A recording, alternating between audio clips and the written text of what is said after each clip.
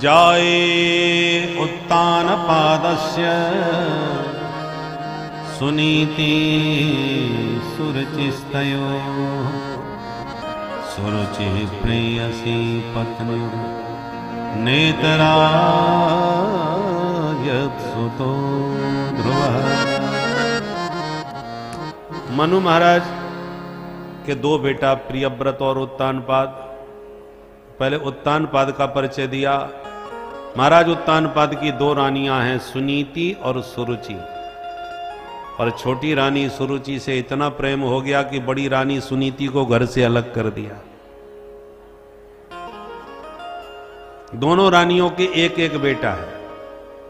बड़ी रानी सुनीति का बेटा है ध्रुव, छोटी रानी सुरुचि का बेटा है उत्तम।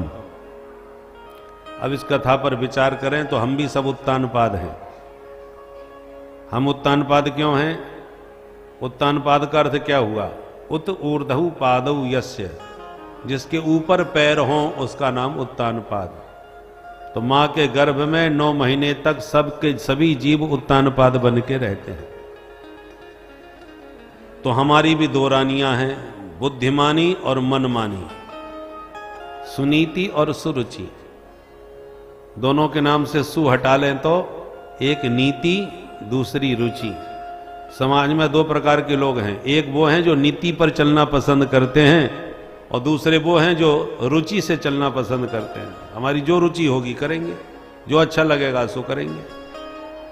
पर कुछ लोग कहते नहीं, शास्त्र जो कहें, शास्त्र नीति के अनुसार ही चलना चाहिए।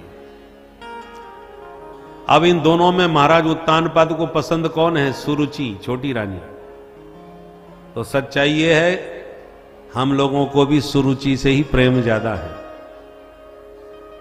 अब हर व्यक्ति मनमानी ज्यादा पसंद करता है, नीति पर चलना पसंद नहीं करता, रुचि के अनुसार चलना पसंद करता है।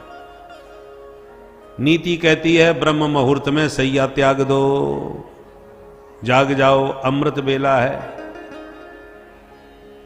परमात्मा को प्राप्ति का शुभ मुहूर्त है, इसलिए इसको कहते हैं ब्रह्म मुहूर्त। अब ब्रह्म को बाद में देखना, पहले ब्रह्म के मुहूर्त को तो साध लो।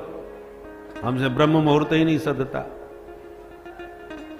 अयोध्या में हमेशा चक्रवर्ती दशरथ जी महाराज ब्रह्म मुहूर्त में जागते थे। सिर्फ एक दिन नहीं जगे तो लोगों को आश्चर्य हुआ कि अरे सवेरा हो गया, चक्रवर्ती महाराज के दर्शन नहीं हो रहे, सवेरा कैसे हो गया? तो जब ब्रह्म मुहूर्त में नहीं जगे तो आश्चर्य हुआ सबको कि दशरथ जी आज उठे नहीं, क्योंकि रात भर कैकेयी के साथ संवाद करते करते दुखी होते होते बेहोश पड़े थे। ध्यान दीजिए। और आज ब्रह्म मुहूर्त में कोई जग जाए तो आश्चर्य करते, अरे तुम इतने सवेरे जग गए, कितना परिवर्तन हो गया। तो ब्रह्म मुहूर्त को साधो, परंतु रुचि कहती है अरे सबसे बढ़िया नींद तो सवेरे ही आती है, जग के करना क्या है इतनी जल्दी। तो रुचि कहती है सो जाओ और नीति कहती है जग जाओ। तो हम किसकी मानते हैं? रुचि की ही ज्यादा मानते हैं। इतनी सर्दी पड़ रही है, रजाई में से निकलने का कहां मन होता है, थोड़ा और आराम कर लो। हम सब सुरुचि के गुलाम हैं, नीति को त्याग दे। किसने नोटों का बैग भर के दे दिया, लो अपना कमीशन, बढ़िया रिपोर्ट हमारी बना के ऊपर भेज दो। अब नीति कहेगी ये बेईमानी भ्रष्टाचार है, हाथ मत लगाओ इस पैसे से। और रुचि कहती है नोट बड़े जोरदार हैं, परमानेंट ये आने वाले नहीं हैं, जब तक कुर्सी है तभी तक ये नोट आ रहे हैं, इसलिए आगतम स्वागतम। नीति की बातें बाद में कर लेंगे, पहले अपने इच्छाएं पूरी कर लें। बंगला बनाना है, गाड़ी खरीदनी है, ये मौका फिर कब मिलेगा? तो हर जगह देखिएगा हम सुरुचि के दास हैं, सुनीति को पसंद नहीं करते। और इतना याद रखिए, सुनीति का ही बेटा ध्रुव है, जो आज भी ध्रुव तारा बना चमक रहा है। समाज में यदि अपनी पहचान छोड़ना चाहते हो, अपना आदर्श चरित्र स्थापित करना चाहते हो, तो सुनीति के पथ पर ही चलना पड़ेगा। भ्रष्टाचारियों की भीड़ में कोई भी एक ईमानदार अधिकारी आता है तो अपनी छाप छोड़ के जाता है। लोग कई दिनों तक, वर्षों तक याद रखते हैं कि एक अधिकारी आया था भैया, उसके जमाने में, उसके शासन में तो राम राज्य हो गया था। इसलिए सुनीति के अनुसार चलिए, मनमानी मत कीजिए। ध्रुव जी ने अपनी मां से कई बार पूछा कि मां,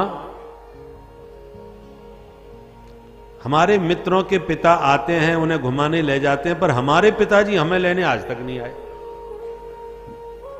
कहां है हमारे पिता?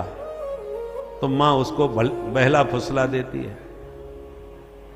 जब यही बात मित्रों से कहा तो मित्रों ने कहा, ध्रुव तुम्हारे पिता को कौन नहीं जानता, वो तो राजा हैं, तुम चाहो तो आज ही हम तुम्हें मिलवा दें। अच्छा तो ले चलो। मित्रों के साथ मिलने चले गए, पिताजी को प्रणाम करके अपना परिचय दिया, और जैसी राजा को पता चला ये मेरा बेटा है, लपक के ध्रुव को उठा के गले से लगाकर गोदी में बैठा लिया। सौतेली मां देख रही थी, दौड़ के आई, हाथ पकड़ के नीचे उतार दिया। खबरदार, जो दोबारा सिंहासन पर चढ़ा, इस सिंहासन पर बैठने के लिए पहले मेरा बेटा होना जरूरी है। एक अभागिन स्त्री से जन्म लेकर के इतने ऊंचे स्वप्न देख रहा है, और राजा इतने बसीभूत कि कुछ बोल नहीं पाए। जब गोदी से हाथ पकड़ के नीचे उतार दिया ध्रुव को, राजा मौन रहे, और ध्रुव जी को भयंकर चोट लगी। मेरी मां को अभागिन कह दिया। ध्रुव जी ने कहा, यदि मैं बैठना ही चाहूं इस पद पर तो?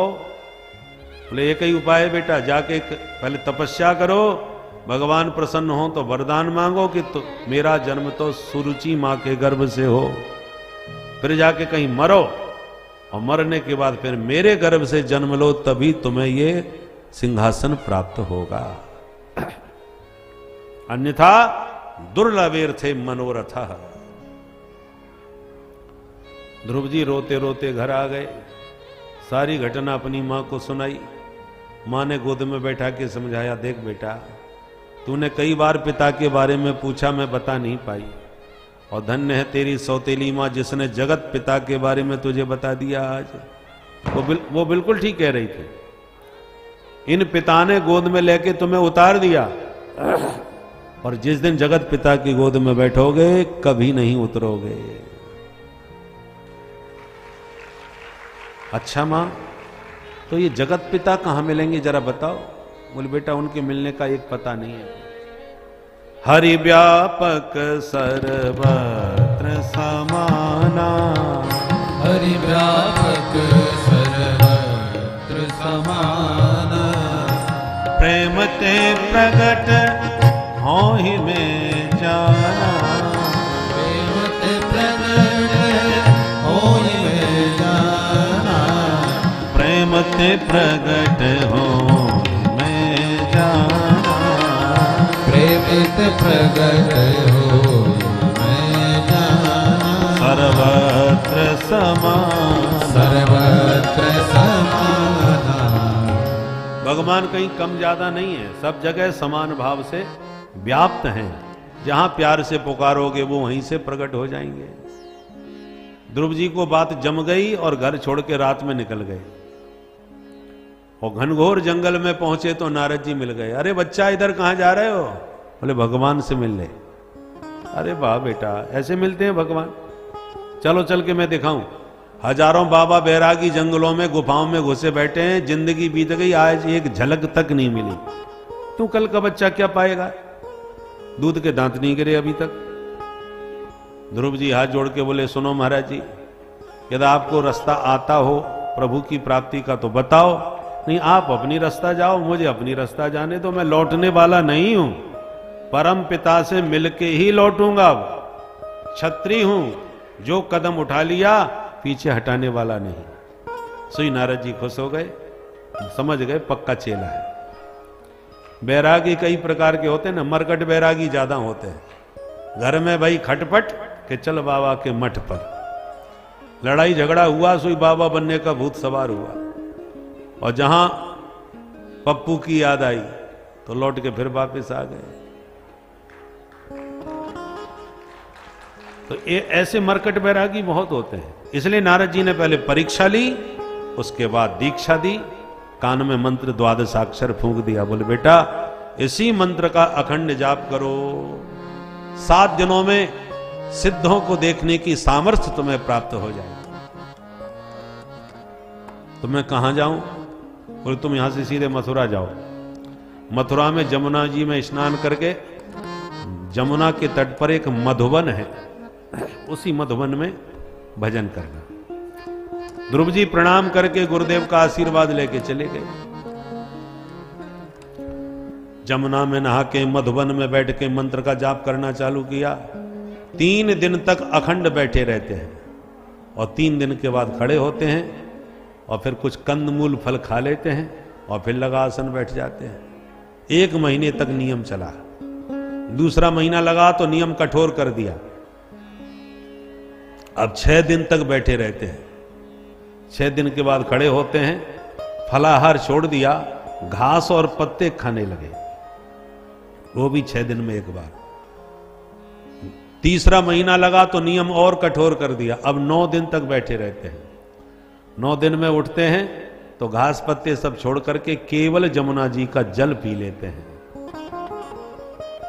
फिर 9 दिन तक बैठ जाते हैं। चौथा महीना लगा तो 12 दिन में एक बार उठते हैं, और केवल वायु का आहार करते हैं, और फिर 12 दिन तक लगा आसन बैठे रहते हैं। देखो, पृथ्वी जल तेज वायु आकाश, ये 5 महाभूत हैं शरीर में, तो एक दूसरे से ज्यादा महत्वपूर्ण है। जैसे अन्न है, अन्न के बिना तुम जितने दिन रह लोगे उतना जल के बिना नहीं रह पाओगे। जल ज्यादा महत्वपूर्ण है, अन्न से ज्यादा महत्वपूर्ण जल है, जल से भी ज्यादा महत्वपूर्ण अग्नि। यदि शरीर में हाथ पैर ठंडे पड़ गए तो जय सिया राम, जो अग्नि शरीर में होनी चाहिए, तापमान, अग्नि के बिना, उस ताप के बिना शरीर ज्यादा नहीं रह सकता। अग्नि से भी ज्यादा सूक्ष्म क्या है? वायु। हवा के बिना नहीं रह सकता, श्वास के बिना नहीं रह पाओगे, और उससे भी परम सूक्ष्म है आकाश। तो ध्रुव जी ने उसी क्रम से तपस्या करी, पहले भोजन त्यागा, फिर पानी त्यागा है, और फिर अंत में ऐसा प्राणायाम खींचा, सांस को रोक लिया, तो सारे संसार के प्राणियों की सांस रुक गई। देवता घबराए, प्रभु बचाओ, हम सबकी सांस घुट रही है। भगवान बोले कोई मत घबराओ। भगवान तुरंत शंख चक्र गदा पद्म करके ध्रुव जी के सन्मुख प्रकट हो गए। ध्रुव जी ने आंखें ही नहीं खोली, क्योंकि हृदय में हरि का दर्शन होने लगा था। भगवान बोले तो आंखें ही नहीं खोल रहा, हम कब तक खड़े रहे? भगवान ने हृदय की छवि को गायब कर दिया। जब हृदय से गायब हो गए तब हड़बड़ा के नेत्र खोले तो हृदय के हरि आंखों के सामने खड़े नजर आए। बोल भक्त वत्सल भगवान की ध्रुव जी प्रणाम किए और मन ही मन घबराने लगे कि मैंने माता जी से और गुरु जी से हजारों बातें पूछी, पर ये नहीं पूछ पाया जब भगवान आए तब क्या करें। भगवान मेरे सामने खड़े हैं, मैं क्या करूं, समझ में नहीं आ रहा। भगवान ने अपना शंख ध्रुव जी के गाल से छुआ दिया और शंख का स्पर्श होते ही सारा वेद वेदांत उपस्थित हो गया। ध्रुव जी दिव्य भगवान की स्तुति करने लगे। योऽन्तः प्रविश्य मम वाचमिमां प्रसुप्ताम्, योऽन्तः प्रविश्य मम वाचमिमां प्रसुप्ताम्, संजीवयत्यखिल शक्तिधर स्वधाम्ना, संजीवयत्यखिल शक्तिधर स्वधाम्ना, अन्याष्टहस्तचरण श्रवणत्वगामी, अन्याष्टहस्तचरण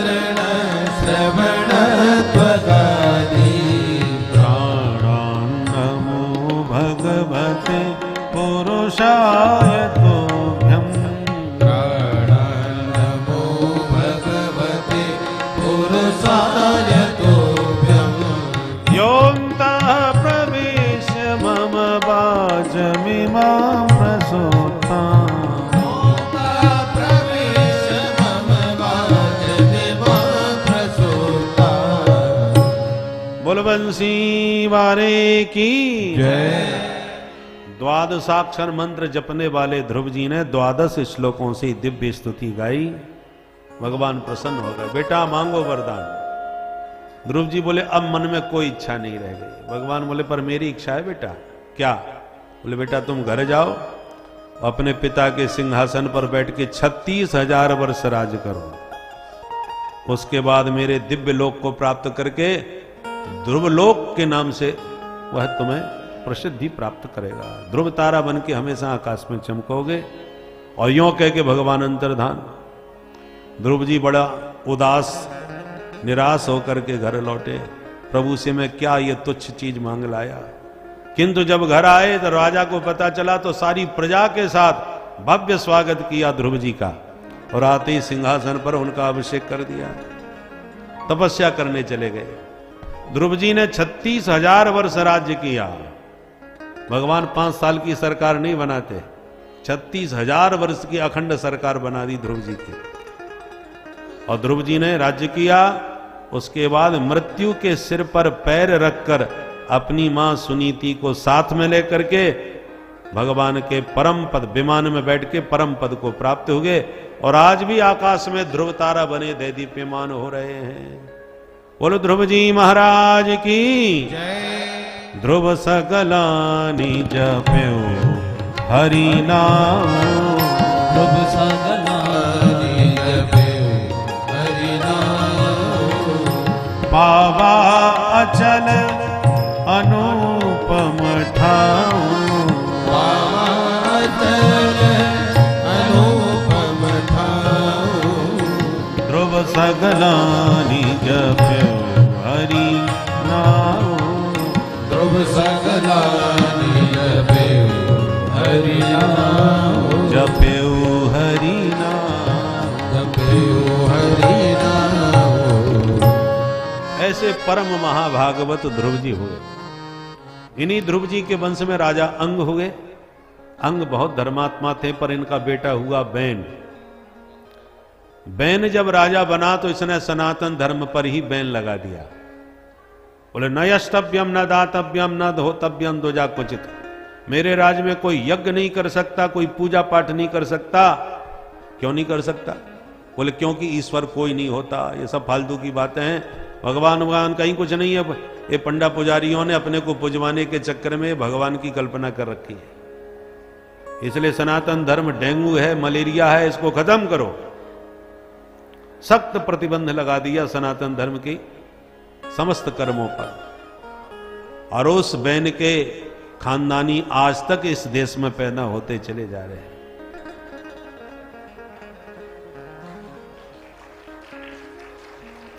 संतों ने सत्याग्रह किया, बैन को शांति से समझाने की कोशिश करी। सुनो राजन, आप अपनी राजनीति करो, हमारे धर्म के मामले में तुम बाधा मत डालो। तो महात्माओं से नाराज होकर बैन बोला, को यज्ञ पुरुषो नाम यत्र वो भक्ति रीदृशी। कौन है वो भगवान जिनमें तुम इतनी श्रद्धा दिखाते हो? बताओ, आज तक किसी ने ईश्वर को देखा? जो दिखाई नहीं पड़ता तुम उसकी पूजा करते हो। अरे राजा के ही रोम रोम में सारे देवी देवता निवास करते हैं महात्माओं। इसलिए राजा ही भगवान होता है, राजा ही ईश्वर होता है। ऐसा प्रवचन देने लगा महात्माओं को। अब महात्माओं का भयंकर मूड खराब। महात्मा लोग तो सबको सब प्रकार से समझाना जानते हैं। एक नवयुवक एक महात्मा से बहस करने लगा, हे महाराज जी, मैं भगवान को नहीं मानता। मत मानो। बोले मान सकता हूं। कैसे मानोगे? बोले यदि आप भगवान को मुझे दिखा दो मैं मान जाऊंगा, आपकी तरह मैं भी भजन करूंगा। और नहीं दिखा सकते तो सब बकवास फालतू की बातें, मैं भगवान को नहीं मानता। हम वैज्ञानिक युग के विद्यार्थी हैं, प्रैक्टिकल पर विश्वास करते हैं, कपोल कल्पनाओं पर नहीं। महात्मा बोले, बच्चा, हर वस्तु पकड़ के दिखाने वाली नहीं होती। ईश्वर की मैंने इतने वर्षों तक उपासना की है तो मुझे उसका अनुभव हुआ है। उस ईश्वर को मैं तुझे 1 मिनट में पकड़ के कहां से दिखा दूंगा भाई? तू साधना करेगा तो तुझे उसकी अनुभूति होगी। बोले सब बकवास है ही नहीं तो दिखाओगे कहां से? जो चीज होगी वही तो दिखेगी, पर ईश्वर है ही नहीं, तुम दिखाओगे कहां से? बाबा को क्रोध आ गया, मारा थप्पड़ जोर से। वो बालक एकदम बिगड़ गया, महाराज जी आपने मुझे थप्पड़ कैसे मारा? तुरंत महात्मा हंस के बोले मार दिया तो क्या हो गया? अरे क्या हो गया? इतनी जोर से थप्पड़ मारा है, पता है कितनी जोर का दर्द हो रहा है, पूरा शरीर झन्ना गया। बाबा बोले दर्द हो रहा है? हाँ होगा नहीं। बोले बेटा बताना कहां हो रहा है, कहां है तेरा दर्द? बोले हाँ जहां थप्पड़ मारा वहां। बोले मुझे तो गाल ही गाल दिख रहा है, दर्द तो नहीं दिख रहा। बेटा जब तक हम भी वैज्ञानिक युग के बाबा जी हैं, हम भी प्रैक्टिकल पर ही विश्वास करते हैं तेरी तरह, जब तक तू मुझे दर्द दिखाएगा नहीं तब तक तेरे कहने से मैं कैसे मान जाऊं तुझे दर्द हो रहा है? झूठ बोल रहा है। अरे बाबा दर्द भी कोई दिखाने वाली चीज होती है क्या? बाबा बोले इतनी देर से मैं भी तो तुझे यही समझा रहा था। तुझे थप्पड़ लगा, दर्द तुझे हुआ, तू कह रहा है कि मुझे दर्द है तो मैं मान लेता हूं कि दर्द होगा। ऐसे ही इतने वर्षों की साधना से जिस ईश्वर की अनुभूति हुई वो मैं कह रहा हूं, तू मान सके तो मान ले, न मानना है तो तू प्रैक्टिकल करके देख ले। पर ईश्वर पकड़ के दिखाने वाली चीज थोड़ी है जो पकड़ के तुझे दिखा दूं 1 मिनट में। हजारों वर्षों तक लोग तपस्या करके तब उसे मुश्किल से एक झलक पाते हैं, और तुझे 1 मिनट में पकड़ के मैं दिखा दूं तब तू मानेगा? अरे ईश्वर को तो छोड़ दो, कोई कहे कि मैं प्रधानमंत्री को नहीं मानता, मैंने आज तक नहीं देखा, मैं तो गांव देहात का रहने वाला हूं, तुम लोग कपोल कर्मा करते हो, प्रधानमंत्री कोई नहीं। और मैं मान सकता हूं प्रधानमंत्री को, यदि मुझे तुम पकड़ के लाके दिखा दो तो क्या उसे विश्वास दिलाने के लिए आप मोदी जी को पकड़ के ले जाओगे उसके गांव में कि देखो ये हैं प्रधानमंत्री? अरे अपने बीच में से बनाया हुआ प्रधानमंत्री को भी तुम पकड़ के नहीं ला सकते, तो पूरे ब्रह्मांड की रचना करने वाले परमात्मा को पकड़ के कोई तुम्हें कैसे दिखा देगा भाई?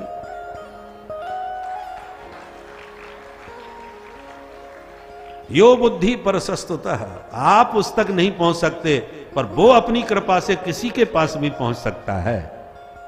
आप प्रधानमंत्री से मिलना चाहो तो वो सबसे नहीं मिलेगा, पर वो यदि मिलना चाहे तो कभी भी आकर के मिल सकते हैं। तो भगवान जब कृपा करते हैं तो किसी भी जीव को दर्शन कभी भी दे सकते हैं, पर तुम अपने मन से जब चाहो तब ईश्वर का दर्शन नहीं पा सकते। उसके लिए तुम्हें पात्रता योग्यता की आवश्यकता पड़ेगी। बोलो भक्त वत्सल भगवान की जय। इस प्रकार से जब समझाया तो बात समझ में आती है। महात्माओं को क्रोध आया तो एक हुंकार करी, धड़ाम दी से धरती पर बैन गिरा, और गिरते ही गोविंदाय नमो नमः, बैन मारा गया। संतों ने मन में सोचा कि हम तो आए थे राजा को सुधारने, पर हमने राजा को ही सिधार दिया। अब सत्ता सुनी, क्या करें? तो मंत्रों से मंथन करके बैन का शरीर का मंथन किया, तो पहले निषाद की उत्पत्ति हुई। दोबारा जब मंथन किया तो साक्षात भगवान पृथु रूप में प्रकट हो गए। बोल पृथु भगवान की जय। महाराज पृथु और साथ में लक्ष्मी जी अर्ची देवी के नाम से प्रकट हुई। संतों ने मिलकर के पृथु महाराज को सिंहासन पर विराजमान किया। संतों का यही दायित्व होता है। देखो भारत में 2 गद्दी चलती हैं, राजगद्दी और व्यास गद्दी। राजगद्दी जब दिशाहीन हो जाती है, मनमुखी आचरण करने लगती है, धर्म विरुद्ध राजा का व्यवहार होने लगता है, तब व्यास गद्दी का कर्तव्य है राज सत्ता का दोहन संशोधन करे, शोधन करे। धर्म निरपेक्ष सत्ता का पराभव करके धर्मानुशासित सत्ता की प्रतिष्ठा करना संतों का कर्तव्य होता है। इसलिए बैन की सत्ता कैसी थी? धर्मनिरपेक्ष, और सनातन धर्म को हानि पहुंचाने वाला ही सच्चा धर्मनिरपेक्ष ही समझा जाता है। और किसने धर्म की आप चर्चा करो, कोई खतरा नहीं है। सनातन धर्म की चर्चा करने पर संविधान संकट में पड़ जाता है।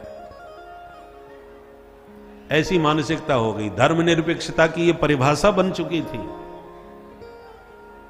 केवल सनातन धर्म की बात मत करो बस।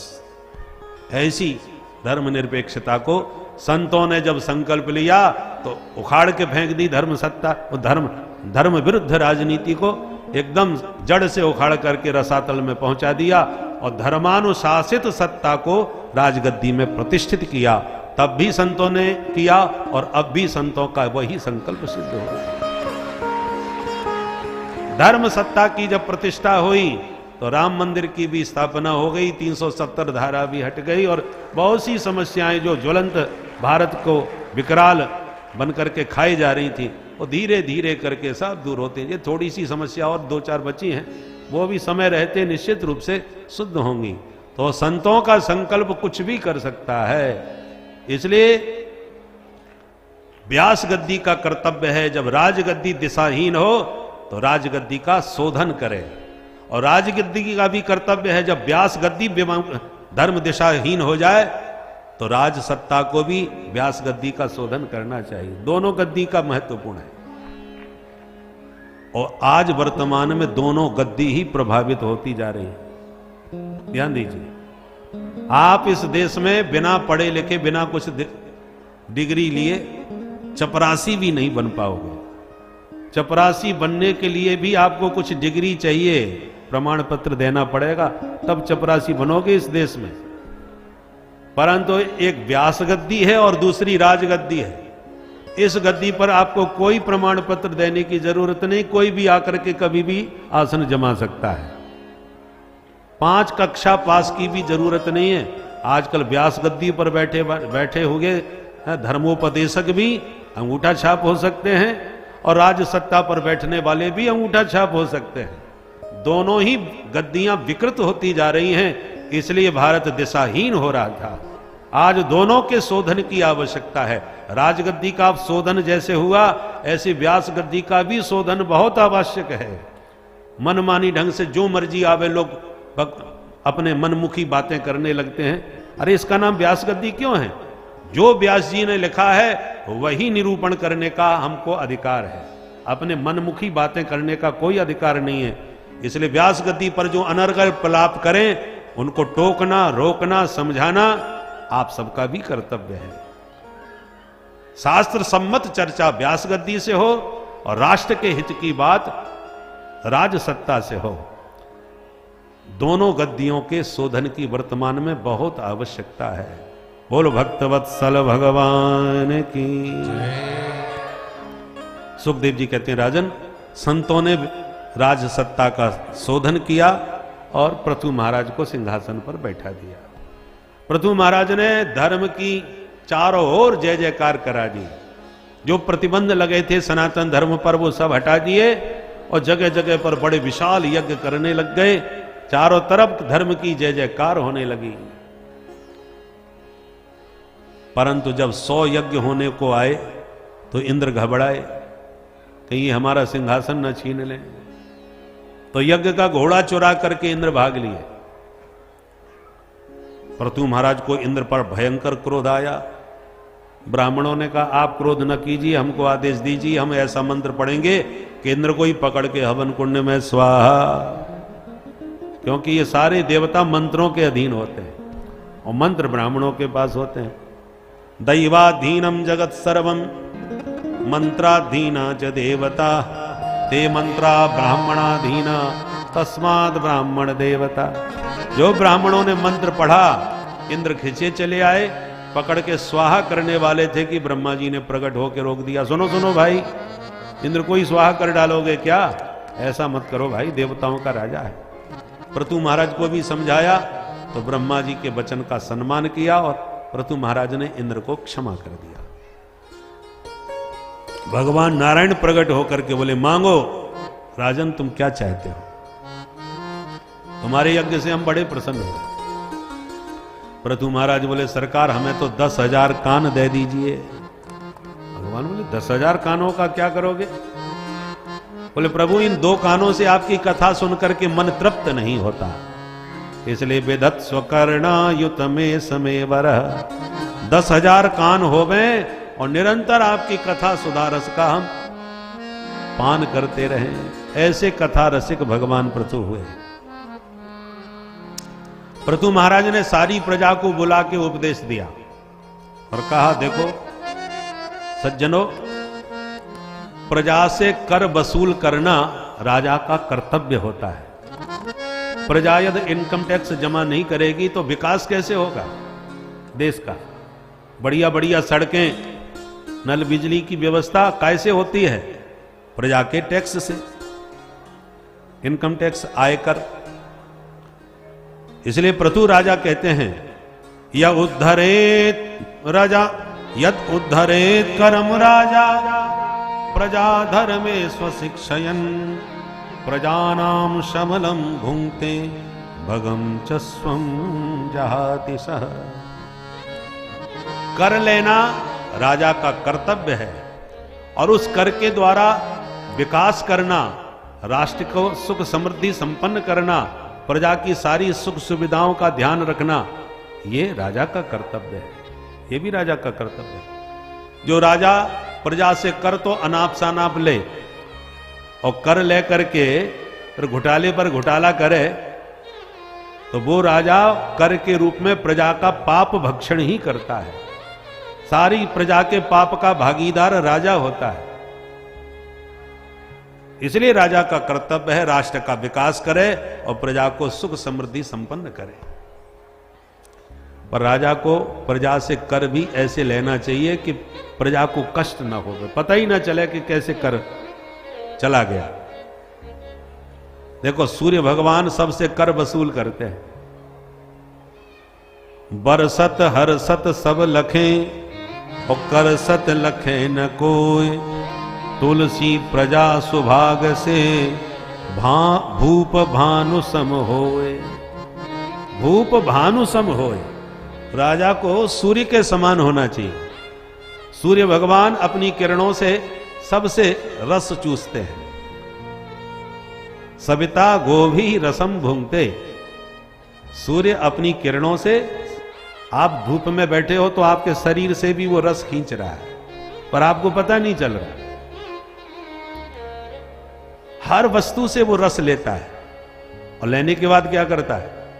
बढ़िया, जब बरसात ऋतु आती है तो अपनी किरणों से वनस्पतियों में वही रस डाल देता है, तो चारों तरफ हरियाली हो जाती है।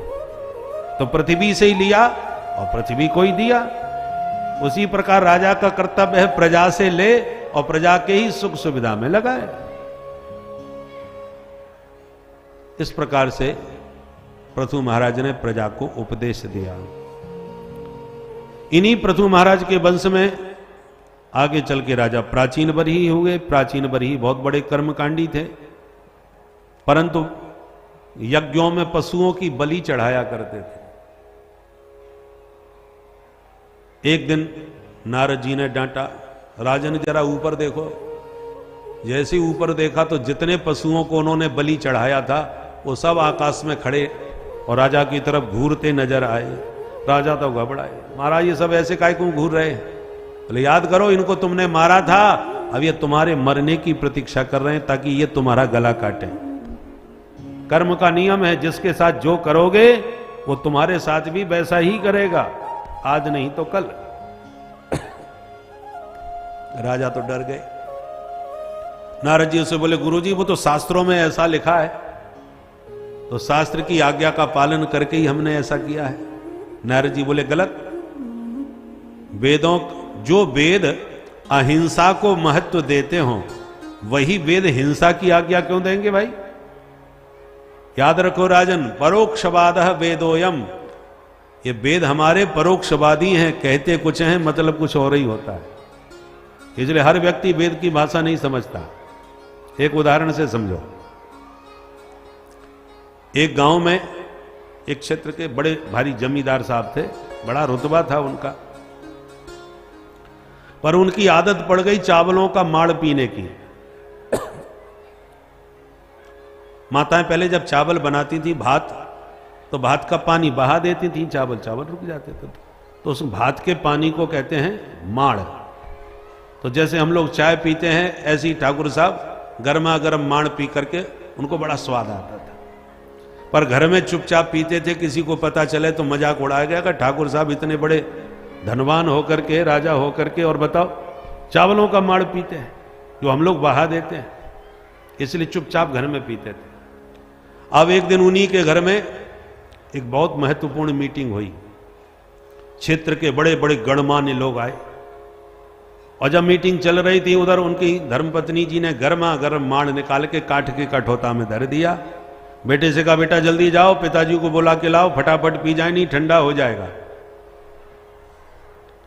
बेटा दौड़ के गया, वहां मीटिंग चल रही। बच्चे ने सोचा यदि सबके बीच में मैंने कह दिया पिताजी चलो माड़ पी लो, तो माड़ तो बाद में पिएंगे, मेरी पिटाई अच्छी तरह कर देंगे कि सबके बीच में तूने हमारी पोल पट्टी खोल दी।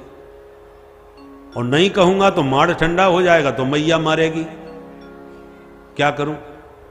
उसने सबके बीच में अपनी बात कह दी, पर ऐसी शब्दावली बना के कही कि राजा साहब के अलावा कोई समझ ही ना पाया।